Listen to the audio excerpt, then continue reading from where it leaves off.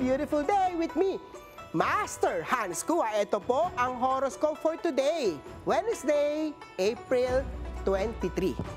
Para sa mga pinanganak ng Year of the Rat, ang pagiging maaga sa trabaho ay magbibigay ng good impression kay boss. Yellow at 5. Para naman sa mga Year of Dogs, iwasan ang labis na pagpupuyat upang mapanatiling malusog ang katawan. Green at 1.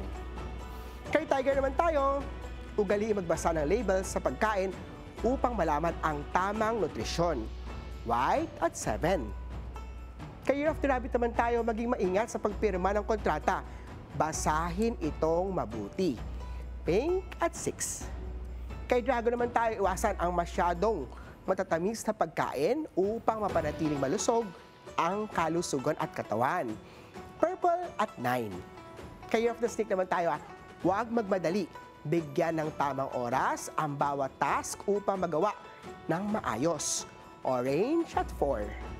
Ito naman kay Year of the Horsey.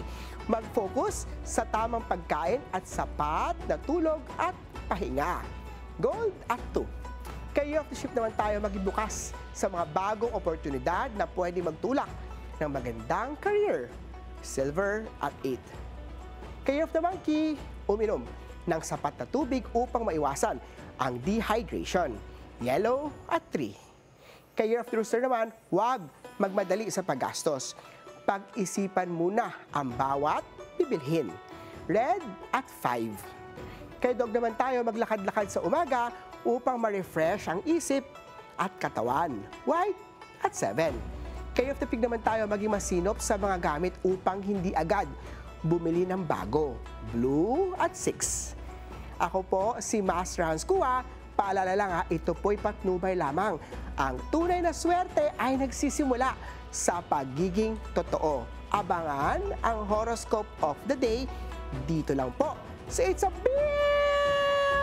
Beautiful Day with me, Master Hans Kua.